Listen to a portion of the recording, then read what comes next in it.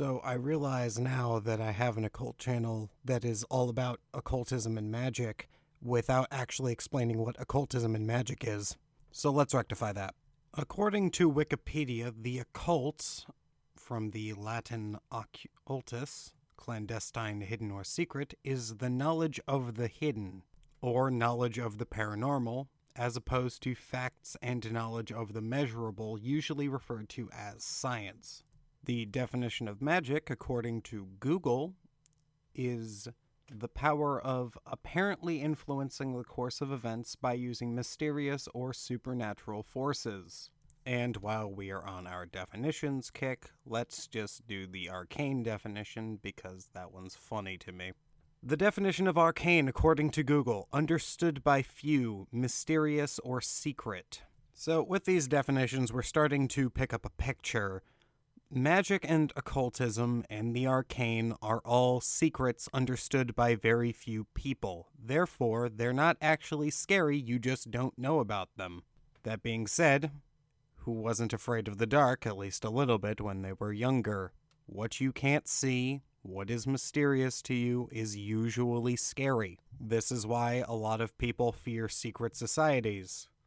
The Illuminati is the archetypal secret society. Come to think of it, I probably shouldn't have had the pyramid with the one eye in the center as the logo for this. But hey, whatever. So there's various conceptions of how magic actually works. There's three main that I'm aware of. These three models are the psychological model, the spiritual model, and the energy model.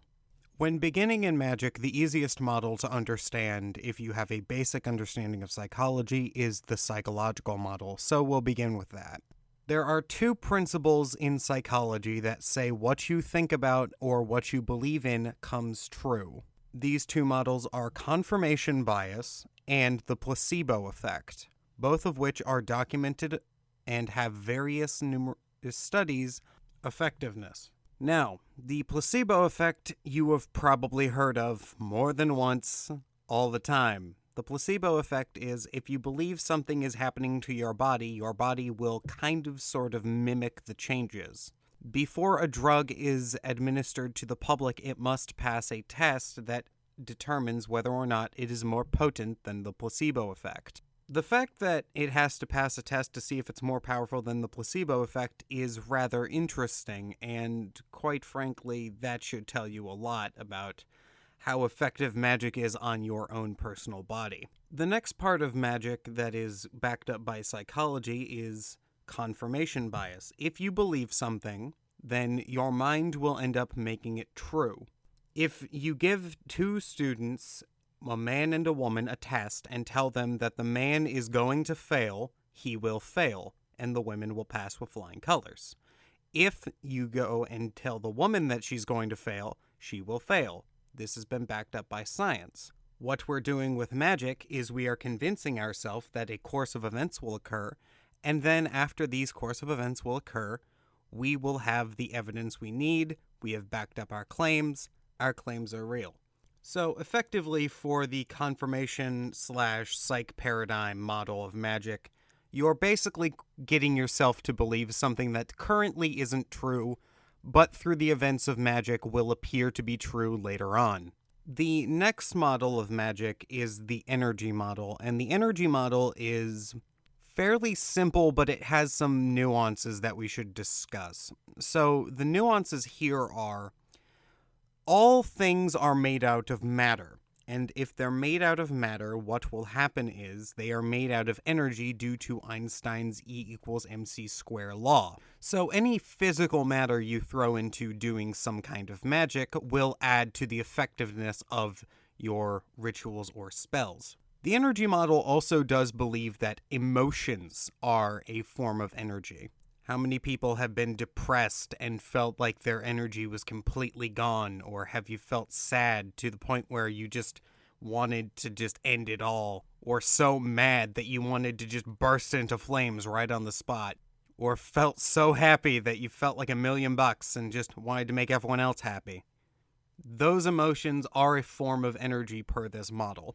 And when you're doing magic, you're going to be injecting your emotions, regardless of paradigm you believe in, into these spells. The problem generally arrives when you're trying to do things you have no understanding of emotionally. The best example of this is trying to win the lottery. Is it possible to win the lottery? Actually, yes, but it's not usually going to be done through this method. You can win the lottery just by playing the lottery, and if you're a magician and you keep playing the lottery, eventually, statistically, you have a chance of winning. That being said, just because you have a chance of winning does not mean you will win just because you cast a simple spell.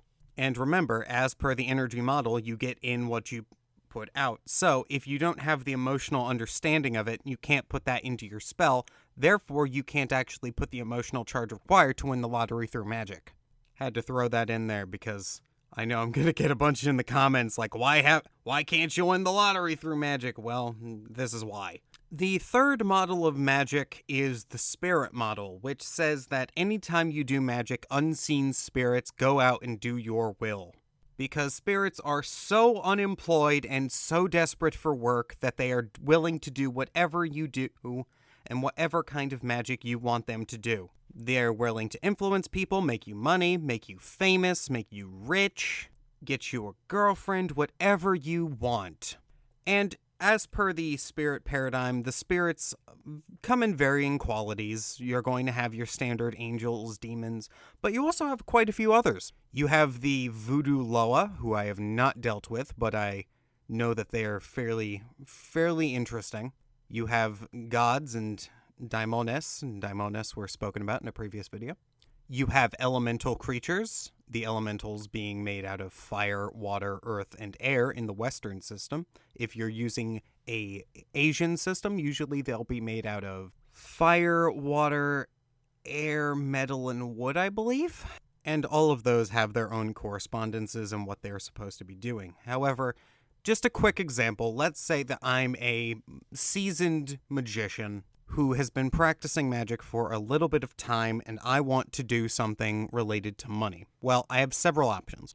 If I was going by the psych paradigm model, so it's all in your head, I would psych myself up into believing that I'm going to get a raise at my job or I'm going to get some job that's going to pay me an exuberant amount of money.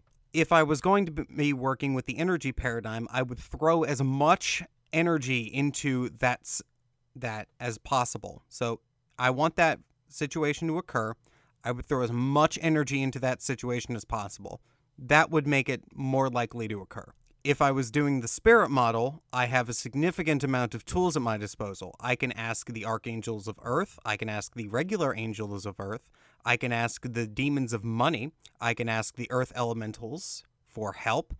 I can ask spirits specifically related to money. There are several planetary spirits that can also be done for money. It's all about what I want and how I want the money to arrive. If I'm totally fine with collateral damage, I might call up a demon of money. If I don't want collateral damage, I might call up an earth elemental and just say, hey, don't cause any collateral damage, but do this job.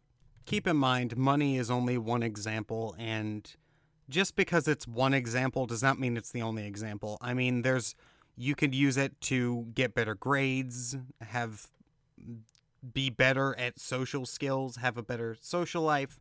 Self-development. You could use it to motivate yourself to working out. I've met several people who have done it to great effect this way. It's really up to your creativity. And yes, you can use this system and you can use magic to increase your creativity so that you know what to actually cast for. Now, the big question and the elephant in the room is, I just gave you 3 motivations and methodologies of magic and the occult. Which one is true? Which is the true one? Well, the answer to that one is there is no true model. It's all kind of a guess. And the problem here is we've noticed that practicing magicians have noticed that if you believe in spirits, they will have more of an effect. If you don't believe in spirits and try to do evocation, you'll believe it comes out of your head. So really there isn't a true model. The parapsych model is the best, which basically says that it's all in the mind of God, or your mind. It's all in your mind, but spirits are real. The energy model is required for basic magic to function. And really, it's just a mix mash of all of them. So spirits are real, energy, if you throw enough energy into a concept, it will eventually come real. And it's very strange, and that's why it's a cult, and that's why it's all hidden from us. Arcane, if you will.